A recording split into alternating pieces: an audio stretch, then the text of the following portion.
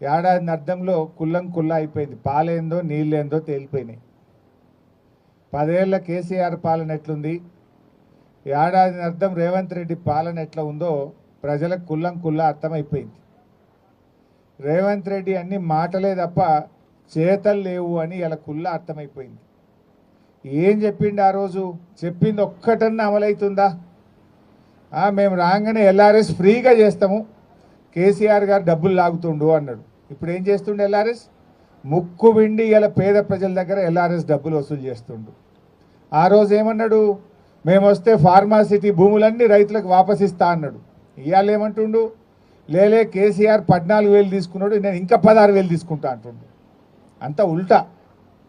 ఆ రోజు ఇదే పటాన్ చెరువు కాన్స్టిట్యున్సీలో జీవో 58, 59 కింద కొన్ని వేల మందికి పట్టాలు ఇచ్చిన పేద ప్రజలకు నేనే వచ్చి పంచిన ఆ రోజు కలెక్టర్ని పెట్టి. కానీ ఇవాళ రేవంత్ రెడ్డి వచ్చినాక 58 బంద్ పెట్టిండు, 59 బంద్ పెట్టిండు. పైసలు కట్టిన వాళ్ళకి కూడా పట్టాలు రాని పరిస్థితి ఏర్పడ్డది. అంటే మాటలకు ఎక్కువ, చేతలకు తక్కువ. అప్పుడు ఏమన్నాడు? రైతు బంధు ఇగో కేసీఆర్ 10,000 ఇస్తుండు, నేను రాగానే 15,000 ఇస్తా అన్నాడు. ఏమైపోయింది? కొండ నాలుగకు మందేస్తే ఉన్న నాలుగు ఉడకపోయిందట. 15,000 కాదు కదా, 10,000 కూడా దిక్కులేవు కదా. వానకాలం రైతు బంధు ఇచ్చిండా? ఎగబెట్టిండు. యాసంగి రైతు బంధు ఏం చేసిండు? ఒక 40 పైసలు వేసిండు, 60 పైసలు ఎగ్గొట్టిండు. అంటే వానకాలం రైతు బంధు 9,000 కోట్లు, యాసంగి రైతు బంధు ఒక 5,000 కోట్లు ఎగ్గొట్టిండు. రెండు కలిపితే ఎంత? 9, 14,000 కోట్లు రైతు బంధు కింద కేసీఆర్ ఇచ్చే పైసలు రేవంత్ రెడ్డి వచ్చినాక బంద్ అయినాయి. ఏం మాట్లాడుతుండు? రుణమాఫీ చేసిన అంటాడు. చేసిండా? రుణమాఫీ అసలు ఇవ్వాల్సింది 49,000 కోట్లు, అసెంబ్లీలో చెప్పింది 31,000 కోట్లు ఇస్తా అన్నాడు. ఇచ్చింది ఎంత అంటే 16, 17,000 కోట్లు ఇచ్చిండు. ఆ ఇచ్చిన 16, 17 ఎక్కడి? ఈడ రైతు బంధు కోసిండు, గాడ రుణమాఫీలు వేసిండు. అంతే తప్ప కొత్తగా ఇచ్చింది ఏం లేదు. నువ్వు వానకాలం యాసంగి కలిపితే ఎగ్గొట్టిన రైతు బంధు పైసలు 13, 14,000 కోట్లు ఎగ్గొట్టినావు. గా 13, 14 తెచ్చి గీడ రుణమాఫీ చేసినా అని మాట్లాడుతున్నావు. మొన్న అసెంబ్లీలో అడిగిన రేవంత్ రెడ్డి, నీ కొడంగల్లో ఏ ఊరికి చెప్తావో చెప్పు పోదాం. బట్టి విక్రమార్క నీ మధురలో ఏ ఊరు చెప్తావో పోదాం.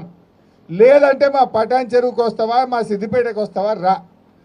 ఏ ఊర్లోనన్నా 100% రుణమాఫీ అయిందంటే నేను అక్కడనే ముక్కు నేలకు రాస్తా, నువ్వు రాస్తావా అని అడిగిన. సప్పుడు లేదు, ముఖం కిందికేసిరు, తలకాయ కిందికేసిరు తప్ప మాట్లాడతలేదు. అంటే ఇలా రుణమాఫీ ఆటానమందం కూడా కాలే, రైతు బంధు రాలే, 4,000 పింఛన్ రాలే, అక్క చెల్లెళ్లకు మహాలక్ష్మి రాలే. అన్ని మాటలు చెప్పిండు తప్ప ఏమి కూడా చేయలే. కానీ అదే కేసీఆర్ గారు ఎలక్షన్లలో ఓట్లల్లో చెప్పకపోయినా 13 లక్షల పేదింటి ఆడపిల్లల పెళ్లిలకు కళ్యాణ లక్ష్మి కింద ₹1,00,000 ఇచ్చిండు కేసీఆర్. ఈయనేమన్నాడు? తులం బంగారం కలుపుతా అన్నాడు. తులమేమో కానీ ఆ కళ్యాణ లక్ష్మి చెక్కు కూడా పిల్లలు ఉంటుందాకా వస్తలేదు. పెళ్ళైనప్పుడే ఇస్తా నేను, దాంట్లో మండపంలోనే ఇస్తా చెక్కు అన్నాడు రేవంత్ రెడ్డి. పెళ్లి కాకముందే ఇస్తా అన్నాడు. తులం బంగారం కలుపుతా అన్నాడు. తులం బంగారం లేదు కానీ పెళ్ళైనాక పిల్లలు పుట్టినా కళ్యాణ లక్ష్మి చెక్కు వస్తలేదు ఇలా రేవంత్ రెడ్డి పాలనలో. అంత ఆగమాగం అయిపోయింది, అంత ప్రజలకు అర్థమైపోయింది. కేసీఆర్ తెలంగాణను నిలబెట్టిండు, కానీ రేవంత్ రెడ్డి తెలంగాణను పడగొట్టిండు. ఎందుకు ఈ మాట అంటున్నా? నేను ఉత్తగా అంటలేను, అసెంబ్లీలో చెప్పిన. మన రాష్ట్ర ప్రభుత్వ జీఎస్టీ ఆదాయం ఇవాళ తగ్గిపోయింది. కేసీఆర్ ఉన్నప్పుడు ప్రతి సంవత్సరం 12% గ్రోత్ ఉంటుండే. రేవంత్ రెడ్డి వచ్చినాక దేశ సగటులో సగానికి సగం పడిపోయింది తెలంగాణ జీఎస్టీ ఆదాయం.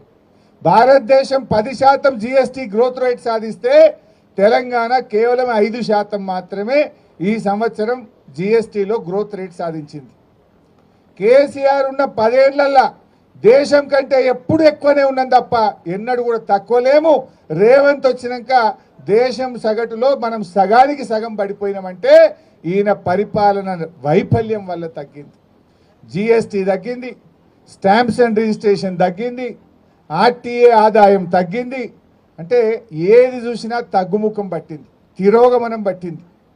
కేసీఆర్ తెలంగాణ నిలబెట్టిండు, రేవంత్ రెడ్డి వచ్చిన ఏడాది అర్థంలో తెలంగాణను పడగొట్టిండు. ఇవాళ ఇది కుల్లంకుల్లా ప్రజలకు అర్థమవుతా ఉంది. కేసీఆర్ చెట్లు పెడితే రేవంత్ రెడ్డి చెట్లు నరుకుతుండు. పెట్టుడు కేసీఆర్ వంత అయింది, నరకుడు రేవంత్ రెడ్డి వంత అవుతుంది. కనబట్టలేదా? మన అగ్రికల్చర్ యూనివర్సిటీలో 100 ఎకరాల భూమి తీసుకున్నాడు, అక్కడ చెట్లన్నీ నరికేసిండు అగ్రికల్చర్ యూనివర్సిటీలో. నిన్న మొన్న మీరు చూసిండ్రు హెచ్సియుల 400 ఎకరాల ఇవాళ హెచ్సియు భూముల్లో అడవులను నరికి మూగ జీవాల పాపం ఇవాళ మూట కట్టుకున్నాడు రేవంత్ రెడ్డి. హైడ్రా పేరిట పేదల బతుకులు కూల్చిండు, హెచ్సియులో అడవులు నరికి ఆ మూగ జీవాల బతుకులను కూడా కూల్చిండు రేవంత్ రెడ్డి. ఆ మూగ జీవాల ఉసురు తగులుతుంది ప్రభుత్వానికి. మనం టీవీలో పేపర్లో చూస్తున్నాం, జంగల్ కొడితే ఆ మూగ జీవాలు జింకలు వచ్చి ఇళ్ళలో పడుతున్నాయి. కుక్కలు దాడి చేసి జింకల్ని 2-3 జింకల్ని కుక్కలు కొరికి చంపినాయి. ఇదంతా రేవంత్ రెడ్డి పాపం కాదా? ఏం పాపం చేసిందని ఆ మూగ జీవాలు ఉసురు పోసుకుంటున్నావు? హైడ్రా పెడితివి, పేదోళ్ళ ఇండ్లు కూల్చి వాళ్ళ ఉసురు పోసుకుంటువి. ఒక చిన్న పాప ఏడ్చింది, నా నాన్న కొనిచ్చినటువంటి వాటర్ క్యాన్ తెచ్చుకుంటా, నేను లోపలికి పోయి వాటర్ క్యాన్ తెచ్చుకుంటా అంటే కూడా ఆ చిన్న పాపను కూడా కనికరించకుండా పేదోళ్ళ ఇండ్లు కూల్చిండు రేవంత్ రెడ్డి. కేసీఆర్ది సాగు భాష అయితే రేవంత్ రెడ్డిది చావు భాష. కేసీఆర్ ఎప్పుడు మాట్లాడినా మిషన్ కాకతీయ కింద చెరువులు బాగు చేయమన్నాడు, వాగుల మీద చెక్ డ్యాములు కట్టమన్నాడు, ప్రాజెక్టులు కట్టమన్నాడు, రైతులకు నీళ్లు ఇవ్వమన్నాడు, రైతులకు నీటి తీరువా రద్దు చేసిన భాష కేసీఆర్ది. రేవంత్ రెడ్డి మాట్లాడితే ఏమవుతాడు? ఏది పేగులు విక్తా, మెడలేసుకుంటా, నేను తొండలు సొర్రగొడతా, తొక్కుతా, సంపుతా, సీరుతా, బట్టలు కూడా విక్తా, గిద్దప్ప సాగు భాష తప్ప ఒక్క మంచి భాష మాట్లాడిండా ముఖ్యమంత్రి? కేసీఆర్ది సాగు భాష, రేవంత్ రెడ్డిది చావు భాష. ఇంతకు మించి నువ్వు చేసింది ఏమున్నది రేవంత్ రెడ్డి అని అడుగుతా ఉన్నా. ఇవాళ ఈయన పని ఢిల్లీలో కూడా అయిపోయింది. మొన్న బీసీల ధర్నా అని ఢిల్లీకి పోయిండు, ధర్నా పెట్టిండు. ధర్నాకు రేవంత్ రెడ్డి ఏం చెప్పిండు? నేను రాహుల్ గాంధీని తోలుకొత్తా, ప్రధానమంత్రిని ఒప్పిస్తా, పార్లమెంట్లో బిల్లు పాస్ చేపిస్తా అని మాట్లాడిండు. కానీ ఢిల్లీ దాకా పోయినాక అర్థమైంది ఏంది? ఈయన పిలిస్తే రాహుల్ గాంధీ రాలే, ఈయన ధర్నా పెడితే ఈయన పార్టీ నాయకుడు రాహుల్ గాంధీ ఢిల్లీలో ఉండి ధర్నాకు రాలే, అపాయింట్మెంట్ కూడా ఇయ్యలే ఈయనకు. లాస్ట్కి ఈయన వాపస్ వచ్చిండు. ఈయన వచ్చినాక తెల్లారి మాత్రం మిగతా పిసిసి అధ్యక్షుడు, ఉప ముఖ్యమంత్రిని అందరినీ పిలిచి సోనియా గాంధీ ఫోటోలు దిగింది, రాహుల్ గాంధీ ఫోటోలు దిగింది. రేవంత్ రెడ్డికి మాత్రం తలుపులు బంద్ పెడుతున్నారు, ఈయనని కలుస్తలేరు. వాళ్ళని పిలిచి ఫోటోలు దిగింది తప్ప ఈయన పిలిస్తే ధర్నాకు రాలే, ఈయన కలుస్తారంటే తలుపులు తెరవలే. ఇది ఇలా రేవంత్ రెడ్డి పరిస్థితి అయిపోయింది. ఇంకా గమ్మతి నేను నిన్న చూసిందంటారు మీరు అందరు కూడా. ఆ ఉప ముఖ్యమంత్రి ఏదో స్టేట్మెంట్ ఇచ్చిండు.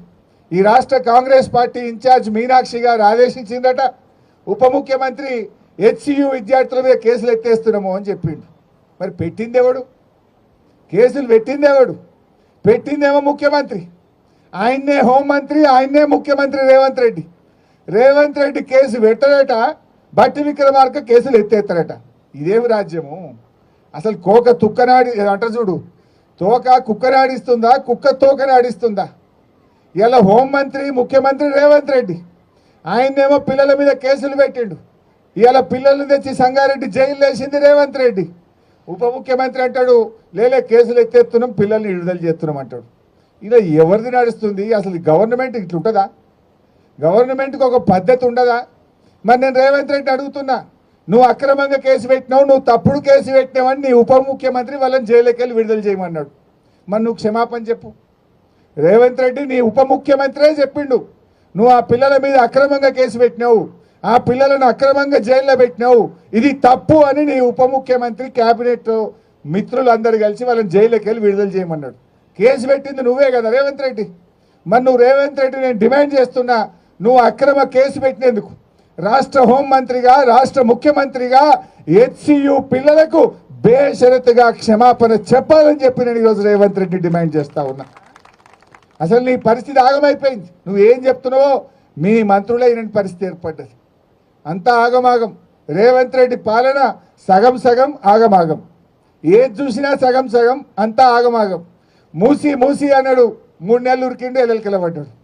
హైడ్రా హైడ్రా అన్నాడు 6 నెలలు ఉరికిండు, ఎల్లెలకెళ్ళబడ్డాడు. ఏదన్నా ఒక్కటన్నా కొనెళ్ళిందా? దేవుళ్ళ మీద ఒట్టు పెట్టిండు, 15 ఆగస్టు కల్లా రుణమాఫీ చేస్తా. అటున్న సూర్యుడు ఇటు పొడిచిన భూమి ఆకాశం ఒక్కటైనా 15 ఆగస్టుకు రుణమాఫీ ఆగది, మొత్తం చేస్తా అన్నాడు. చేసిండా? చేయాల్సింది 49, చేసింది 16, 17, సగం సగం ఆగం ఆగం కదా. ఏది చక్కగా ఉన్నావు, ఏది కొనెళ్ళింది? దేవుని మీద ఒట్లు పెట్టి దేవుణ్ణి మోసం చేసిన ముఖ్యమంత్రి ప్రజల్ని మోసం చేయడా? దేవుణ్ణే మోసం చేసిన ముఖ్యమంత్రి ఈ భారతదేశంలో ఎవరు లేడు. దేవుడు అంటే అందరికీ భయం, దేవుడు అంటే భక్తి, దేవుడు అంటే ప్రేమ. కానీ రేవంత్ రెడ్డి ఆ దేవుణ్ణి కూడా మోసం చేసినటువంటి వ్యక్తి ఈ రేవంత్ రెడ్డి. బహుశా ఈ చరిత్రలో ఇంకో ముఖ్యమంత్రి లేడు రాడు. దేవుణ్ణి మోసం చేసిన చరిత్ర ఎవరికన్నా ఉన్నది భారతదేశంలో అంటే అది ఒక రేవంత్ రెడ్డికి మాత్రమే ఉంటుంది. ఇట్లా ఇలా ఆగమాగమైపోయింది. రియల్ ఎస్టేట్ బేరం పటాన్ చెరువులో 3 పువ్వులు 6 కాయలు ఉండే. గిట్ల పోయి గట్ల కూడా చేసి డీల్ చేసి కత్తురు. ఎన్ఆర్ఐలు హైదరాబాద్కి వెళ్ళి ఎవరు చూడు పటాన్ చెరువులో ప్లాట్ కొద్దురు. ఇప్పుడు ఆ రిజిస్ట్రేషన్ ఆఫీస్కి పోతే అంత ఈగలు కొట్టుకుంటున్నట. ఈగలు కొట్టుకునే ఉంది. బయట దుకాణం ఉంటాయి చూడు వెండర్లు, స్టాంప్ వెండర్లు, ఆడపోతే ఎవడొత్తలేడు. స్టాంప్ వెండర్లు గిరాకీ లేదు, స్టాంప్ వెండర్లకు గిరాకీ లేదు, రిజిస్ట్రేషన్ ఆఫీస్లో బేరం లేదు. ఆ రియల్ ఎస్టేట్ మా తమ్ముళ్ళ పాపం ఆ ఫైనాన్స్ వాళ్ళు వచ్చి కార్లు గుంజుకపోతున్నట, మోటార్ సైకిల్ గుంజుకపోతున్నట. ఇన్స్టాల్మెంట్ కూడా వెళ్తలేవు. అంత ఆగమైపోయింది. కేసీఆర్ 10 ఏళ్ళు ఉంటే పెరుగుడే పెరుగుడు, పెరుగుడే పెరుగుడు. రేవంత్ రెడ్డి వస్తే దిగుడే దిగుడు, దిగుడే దిగుడు అయిపోయింది. అంత ఆగం. ఎవరిని చూసినా ఆగమే. రైతులు చూసినా పరేషానే ఉన్నారు, బేరాలు చూసినా పరేషానే ఉంది, రియల్ ఎస్టేట్ చూసినా పరేషానే ఉంది. ఏదైనా ఒకటి చక్కగా చేసినా రేవంత్ రెడ్డి అన్నీ ఆగమాగం. ఏమనంటే ఆర్ఆర్ ట్యాక్స్ అంటివి, మెట్రో రైలు రద్దంటివి, ఫార్మాసిటీ రద్దంటివి. ఒక్కటన్నా చక్కగా చేస్తే కదా నువ్వు. సరిగా చేస్తే గిట్లుంటుందా? బంగారు పల్లెంలో పెట్టి అద్భుతమైన ప్రగతితో తెలంగాణను చేతిలో పెట్టిండు కదా కేసీఆర్. నువ్వు ఇవాళ మొత్తం తెలంగాణను ఆగం పట్టిస్తున్నావు. ఎసొంటి తెలంగాణ ఎట్లా చేస్తున్నావు? ఆనాడు కేసీఆర్ ఎక్కినాడు మంచినీళ్ళు లేవు, కరెంటు లేదు. ఇదే పటాన్ చెరువులో వారానికి 2 రోజులు పవర్ హాలిడే ఉంటుండే పరిశ్రమలకు. 2 రోజులు ఇండస్ట్రీలు మూతబడ్డాయి పటాన్ చెరువులో కేసీఆర్ ఎక్కినాడు. కానీ ఏడాది లోపలనే కేసీఆర్ 24 గంటల కరెంటు పరిశ్రమలకు ఇచ్చిండు, ఇండ్లకు ఇచ్చిండు, రైతులకు ఇచ్చిండు, కడుపు నిండా కరెంటు ఇచ్చి చూపించిండు. ఇదే పటాన్ చెరువులో మంచినీళ్ళు లేక అమీన్పూర్ దిక్కుపోతే బిందెలు పట్టుకొని ట్యాంకర్లు ఇంకా పోదురు. 3 రోజులకు ఒక్కసారి నీళ్ళు వస్తుండే అమీన్పూర్లో. బొల్లారంలో అంతా కలుషితమైన నీళ్లు ఉంటుండే.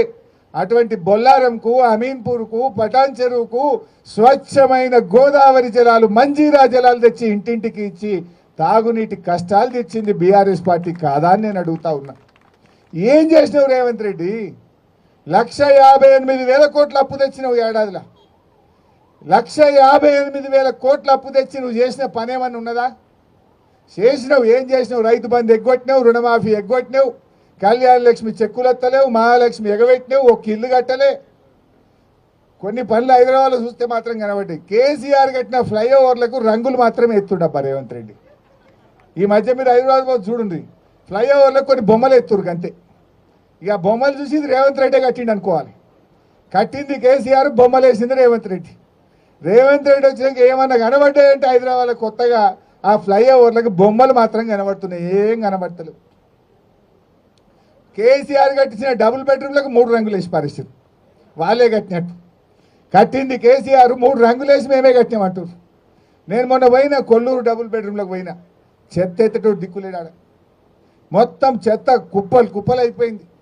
గంత మంచి డబుల్ బెడ్రూమ్ ఇల్లు కేసీఆర్ కట్టిస్తే ఆడో దవాఖాన లేదు, నీళ్లు చక్కగా వస్తలేవు, కరెంటు చక్కగా వస్తలేదు, మున్సిపాలిటీ వాళ్ళు చెత్త ఎత్తుతలేరు. అంత ఆగమాగం అయిపోయిన పరిస్థితి ఉన్నది. ఇదే బాధ కలుగుతూ ఉంది. ఎందుకంటే మనం బీఆర్ఎస్ పార్టీ గులాబీ జెండా అంటే పేగులు దిగదాకా కొట్లాడి తెలంగాణ తెచ్చిన పార్టీ బీఆర్ఎస్ పార్టీ. ఇవాళ తెలంగాణను అభివృద్ధి చేసిన పార్టీ బీఆర్ఎస్ పార్టీ. కానీ మన కళ్ళ ముందే మన తెలంగాణ వెనుకబడుతుంటే ఇవాళ బాధ అవుతూ ఉంది. దేశం మొత్తం తెలంగాణ దిక్కు చూసింది. మంచినీళ్ళ పథకమైనా, చెరువుల పునరుద్ధరణనైనా, 24 గంటల కరెంట్ అయినా, రైతు బంద్ అయినా, కళ్యాణ లక్ష్మి అయినా, మూగ జీవాలకు అంబులెన్సులైనా దేశం మనం చూసి నేర్చుకునేటట్టు నడిపినాం. మనం 10 ఏళ్ళు దేశం మనం చూసి నేర్చుకున్నది. తెలంగాణ దిక్కు దేశం అంతా చూసింది. అన్నం, బియ్యం, వడ్లు, ఆ వడ్ల ఉత్పత్తిలో దేశానికే నంబర్ 1 అయినాం. కేసీఆర్ ముఖ్యమంత్రి ఉన్నప్పుడు తమిళనాడు వాళ్ళు జర బియ్యం మాకు అమ్మరా అని అడుగుతుండే, కర్ణాటక వాళ్ళు జరంత బియ్యం మాకు అమ్మరా, మాకు కమ్మి వడ్డే అని అడుగుతుండే. అంటే తెలంగాణ 10 మందికి అన్నం పెట్టే ధాన్యాగారంగా మార్చింది బీఆర్ఎస్ పార్టీ. అంత అద్భుతంగా తీర్చిదిద్దినాం మనం. కానీ ఇలా ఆ తెలంగాణ ఇలా వెనుకడుగు పడతా ఉంది. రేవంత్ రెడ్డి పాలనలో ఇవాళ ప్రజలకు అర్థమవుతా ఉంది. మళ్ళీ బీఆర్ఎస్ రావాలి, మళ్ళీ కేసీఆర్ రావాలని చెప్పి ఇలా ప్రజలు మన వైపు చూస్తూ ఉన్నారు. మన ఉమ్మడి మెదక్ జిల్లా రూరల్ తెలంగాణలో అత్యధికంగా 7 సీట్లు గెలిచి మెదక్ జిల్లా బీఆర్ఎస్కు అండగా నిలబడ్డది. మనమందరం కష్టపడాలి. మళ్ళీ ఎప్పుడు ఎన్నికలు వచ్చినా 10కి 10 బీఆర్ఎస్ 10కి 10 బీఆర్ఎస్ గెలిపించి మనం కేసీఆర్కు బహుమతిగా ఇవ్వాలి. ఇస్తామన్న నమ్మకం కూడా నాకు ఉన్నది. ప్రజలు మన వైపే చూస్తున్నారు. నమ్మకం మన వైపే ఉంది. తేలిపోయింది. రేవంత్ రెడ్డి అన్ని మాయ మాటలు, భ్రమలు, ఇవన్నీ నీటి బుడగలు అనేటువంటి విషయం ఇవాళ ప్రజలకు అర్థమవుతా ఉంది. ఇవాళ కేసీఆర్ మాట అంటే మాట మీద నిలబడ్డాడు. అభివృద్ధి పథంలో దీన్ని నడిపించి చూపించిండు. అరేగా పటాన్ చెరువులో నేను రిజిస్ట్రేషన్ ఆఫీస్ శాంక్షన్ ఇచ్చిన, పటాన్ చెరువుకు ఆర్డీఓ ఆఫీస్ జీవో తెచ్చిచ్చినాం. రేవంత్ రెడ్డి వచ్చి ఏడాది అర్థమైన ఆర్డీఓ ఆఫీసు రిబ్బన్ కత్తిరియరు, రిజిస్ట్రేషన్ ఆఫీసు చాలు చేయరు. ఇదేం గవర్నమెంటు? కొత్త ఇచ్చుడు విడిచిపెట్టండి. కేసీఆర్ ఇచ్చినవి కూడా నడవయా? ఆడ గంత పెద్ద సూపర్ స్పెషాలిటీ ఆసుపత్రి 200 పడకల ఆసుపత్రి పటాన్ చెరువులో కేసీఆర్ శాంక్షన్ ఇచ్చి ఆయనే వచ్చి స్వయంగా కొబ్బరికాయ కొట్టిండు. ఏడాది అర్థమైనా ఇంకా దవాఖాన పూర్తి కాదు, ఆ పనులు ప్రారంభం కానటువంటి పరిస్థితి ఉంది. ఇవన్నీ కూడా ఇలా ప్రజలకు అర్థమవుతా ఉన్నాయి. నేను మీ అందరినీ కూడా కోరేది ఒక్కటే, గట్టిగా కష్టపడండి. తప్పకుండా మా నాయకులు, సీనియర్ నాయకులు అందరినీ కూడా నేను కాపాడుకుంటా. ఏ ఒక్క నాయకుడిని కూడా రేపు అన్యాయం జరగదు. మీకు తగిన గుర్తింపు, గౌరవం లభించే బాధ్యత నేను తీసుకుంటా. మీ అందరికీ ఎవరి స్థాయికి తగ్గట్టు ఎవరు కష్టపడితే వాళ్ళను కాపాడుకుంటుంది పార్టీ. ఆ బాధ్యత నేను తీసుకుంటా. దయచేసి అందరూ కలిసి పనిచేయండి. ఏప్రిల్ 27 వరంగల్ మీటింగ్కు పటాన్ చెరువు నుంచి పెద్ద ఎత్తున స్వచ్ఛందంగా కదిలొచ్చే విధంగా ఇప్పటి నుంచి ఏర్పాట్లు చేయండి. బ్రహ్మాండంగా వాల్ రైటింగ్ చేయండి, పోస్టర్స్ వేపియండి, ప్రజల్లో చైతన్యం తీసుకురండి. ఎప్పుడెప్పుడా వరంగల్ మీటింగ్కి పోవాలి అనే విధంగా ఏప్రిల్ 27 వరంగల్ మీటింగ్కు అన్ని గ్రామాల నుంచి, అన్ని మున్సిపల్ వార్డుల నుంచి, జిహెచ్ఎంసీ వార్డుల నుంచి కూడా జన సమీకరణకు సమాయత్తం చేయండి. పెద్ద ఎత్తున ఏప్రిల్ 27కు జిల్లాలో పటాన్ చెరువు నుంచి ఎక్కువ మంది వచ్చిండ్రు. ఎందుకంటే ఎక్కువ ఓట్లున్నది కూడా పటాన్ చెరువే. ఎక్కువ ఓట్లున్నాయి, ఎక్కువ జనం కూడా పటాన్ చెరువు నుంచే రావాలి. ఆ విధంగా మీరందరూ కూడా సమాయత్తమై వరంగల్ సభను విజయవంతం చేయాలి. వరంగల్ సభ చారిత్రాత్మక సభ, రజతోత్సవ సభ. 25 సంవత్సరాలు పూర్తి చేసుకుంటున్న సందర్భంగా బీఆర్ఎస్ పార్టీ జరుపుతున్న రజతోత్సవ సభ. ఎందుకంటే పార్టీ పుట్టింది తెలంగాణ కోసం. ఆ తెలంగాణ సాధించిన పార్టీ బీఆర్ఎస్ పార్టీ. ఆ తెచ్చిన తెలంగాణను దేశంలో నంబర్ 1గా నిలిపిన పార్టీ